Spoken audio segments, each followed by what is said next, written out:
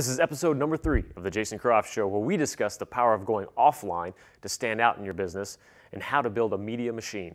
This is not business as usual. Host Jason Croft is a video marketing strategist driven to grow your business. He grabs top CEOs, startup founders, even sales and marketing rock stars, throws them in a moving vehicle, and forces them to give you their most valuable tactics and business insights. So sit back, buckle up, and hang on for the Jason Croft Show. Welcome to episode number 3. If you haven't done so yet, make sure you check out my first and second episodes with Raj Daniels. He shows you exactly what your first step should be, no matter what kind of business you're looking to launch. We also talked about the importance of having a coach, what Raj's superpower is, and what he does while the rest of the world is eating lunch and sleeping. For the show today, I want to teach you what it takes to build a media company. As we all know, whether you're building a personal brand or running a global company, making sure that you stand out requires that you also become a media company as well. Whether you're simply posting in social media or developing a full video campaign like I do for my clients, you better be putting systems in place to facilitate this. So I grabbed today's guest, Michael Sitarzewski, put him in the business mobile, and asked him to share what he's doing to build out a major media site for the Dallas-Fort Worth startup world. And that's just a piece of what we ended up talking about. My sponsor for today is The Grove, a new kind of social space in Dallas, Texas, way beyond co-working. When you sign up at The Grove, you're joining a community with strong values, a commitment to social impact, and a history of making good things happen in our cities. Justin Nygren leads this community, and he has made it his mission to not only provide all the necessary office elements that you come to expect from a well-designed co-working space, of course, but also the guidance and support to help your socially responsible company thrive. Check them out and schedule a tour at grovedallas.com. I recently shot some interviews in this great space, and you'll see those here in future episodes as well. All right, let's get rolling. How's it going, everybody? Michael Sitarzewski. Howdy. In the car today. The Jason Croft Show. Let's talk startups. And such. And such. And life. And illegal parking in order to pick up Michael here. Which we're doing. That's right. Can they give me a ticket later if they watch this? Not later. Camera? Okay. Won't happen later. Making sure. I'm surprised you didn't get stopped, frankly, because they're pretty good about that. They know what this show's all about. They don't mess around with this. So how's it going? It's going well, man. It's busy. Dallas Startup Week's coming. Oh man, it's coming so fast. I'm really jazzed about that. And big success last year with it. Seems like it's going to be even bigger this year. That's the hope. That's the hope. Absolutely. We had 3,000 last year. Yep. Record-setting first week of startup. That's correct. So awesome. That's a testament to this community, testament to what you and so many others are doing to sort of band this all together. We certainly talked about it on Startup Dallas when you were on. Right. Since then, you've taken over Launch DFW. Yeah. Let's talk that for a minute. Okay. That process a little bit, but also what that means now and where you're going with it. Well, so Launch DFW, when I acquired it, Bradley and I came to terms, and my plan was to create another media company that focuses specifically on seed and early stage startups, right? Okay. It's not really creating it. It was already created. I just kind of took it over and had bigger ambitions for it. Mm-hmm. And then it occurred to me that that's not what we need. We don't need another media publication. Mm. What we need is some innovation in the space. Okay. And so the result of that has been live now for probably about 3 weeks in private. And then what that essentially is automating the workflow. So we can scale Launch DFW now to whatever we need it to be, as big as we need it to be. So what does that mean? It means that pretty soon here, probably within the next week or so, we're going to have a tips page on Launch DFW, and anybody can submit tips or do kind of like a little summary of the story they think is important. Submit any URLs or pictures or what have you, and then we'll have writers pick it up and editors edit it, and that's that. Oh, fantastic!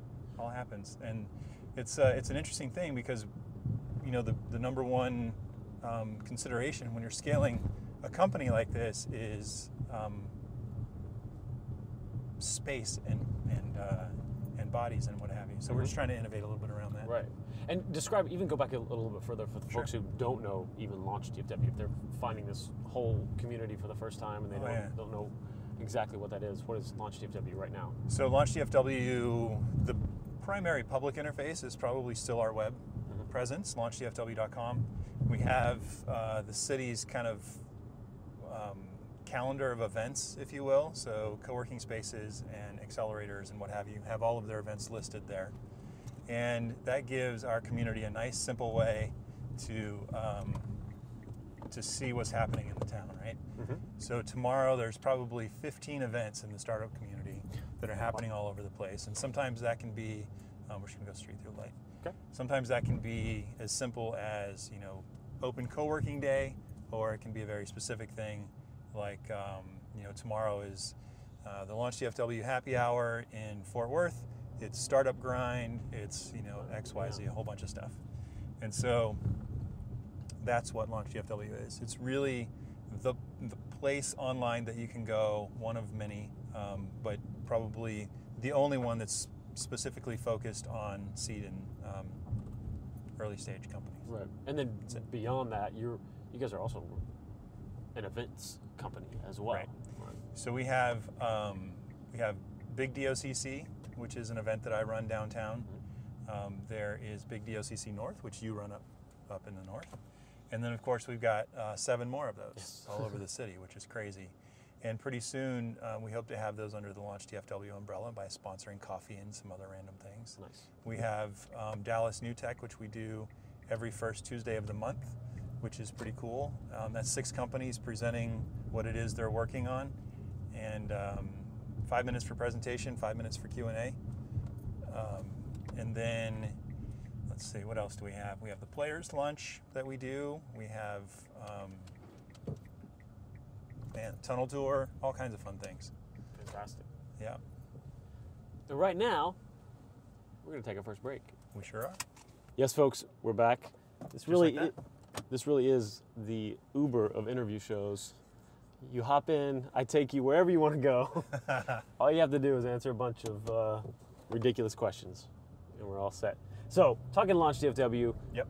You're rocking it, and it's going very well. About to launch this new phase of it. Yes. And when does that go public? Today's the 28th, March 28th today. When does that go? Probably within a week or so. Okay. It'll go live to the public. That's kind of the catch. It's been in private mode for us, but we've got a whole bunch of story leads and what have you that I've been submitting, and they usually get written up and taken care of pretty quickly. Nice. So yeah, it's pretty cool. It's pretty cool. There's a lot to the innovation on that side of things, and I'm not normally one to kind of keep my lips mum, but I'm learning a lot more than I should about the publishing industry around here. So. Oh, wow. Anywho, but it's going to be good. It'll be really good for the community because it'll actually happen. You know, news will come in, we'll get it written up, and the goal there is about 2.5 hours for a turnaround. That's fantastic. Yeah. That's awesome. Now, are you looking for, I mean, obviously you want people to submit those initial things. Of course. Little story ideas. What about the next level? Are you looking for people to help in that area right now, or you have a control over that? Yeah. Does that make sense? And starting that writing process and everything? Or? Yeah, we have writers. Atiana is an intern. She's been with us for a while. She writes the startup profiles. She did also the Black History Month write-ups and what have you. That whole concept was actually her idea, which is pretty cool. Cool. When she did that.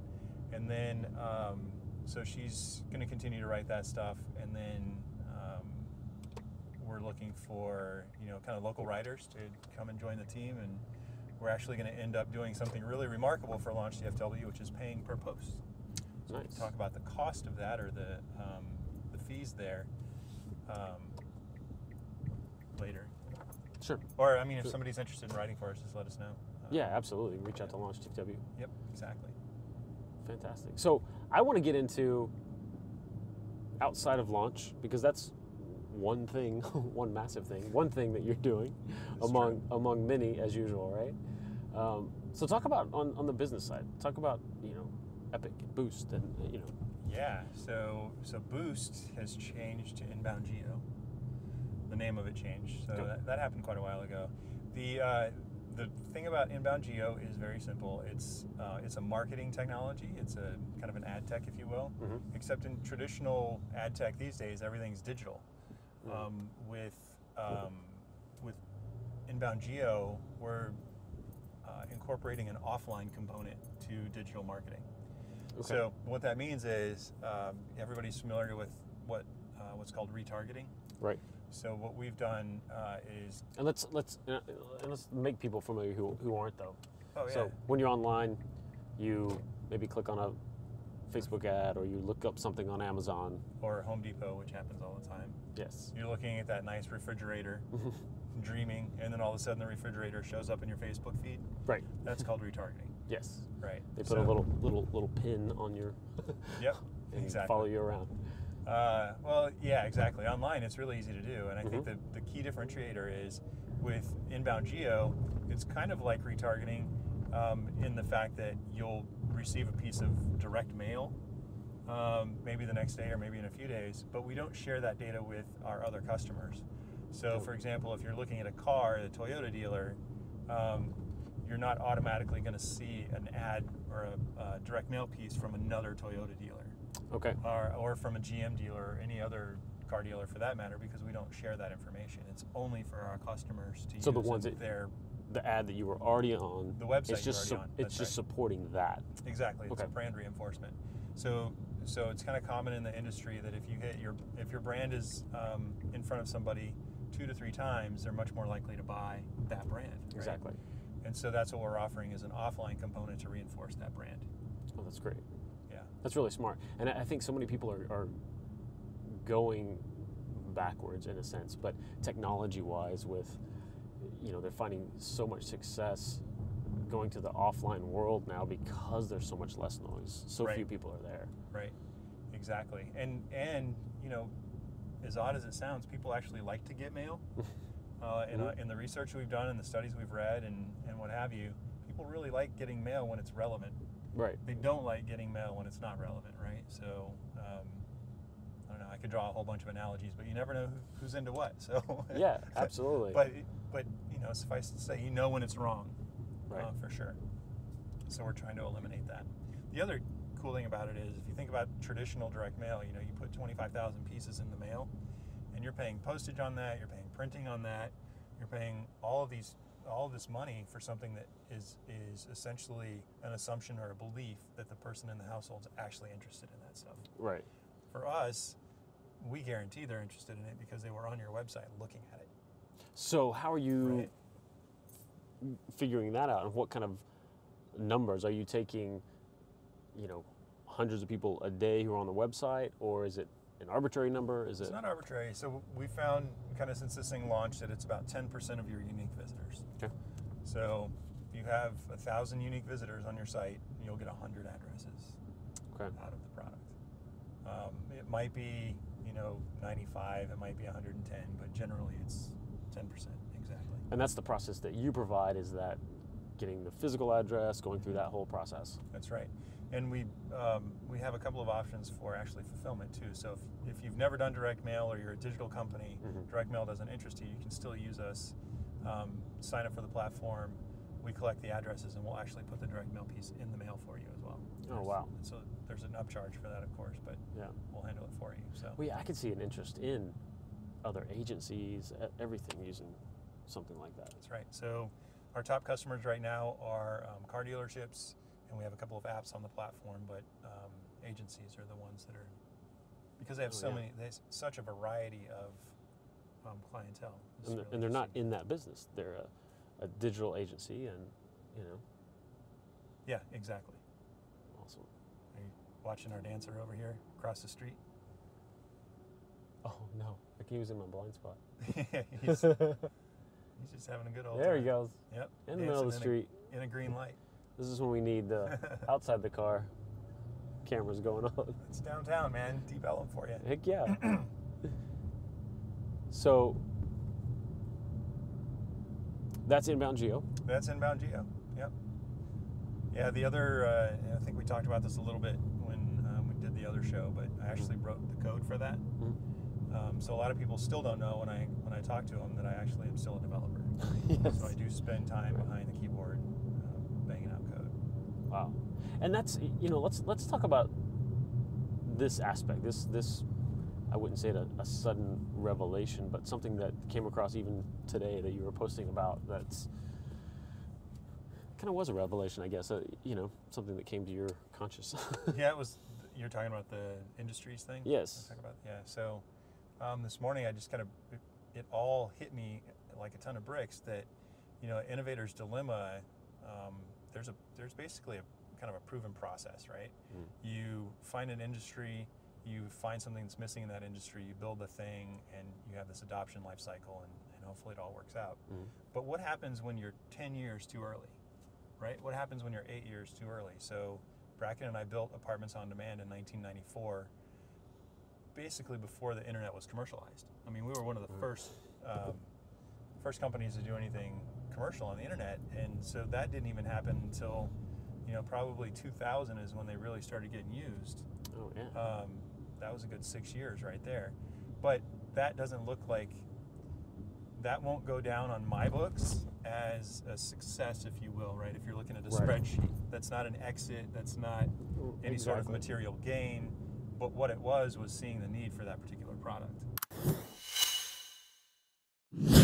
This is great so far, but as I mentioned in my introductory episode, I want to respect your time and keep these episodes short so that they're the perfect commuter listens and easy to view videos.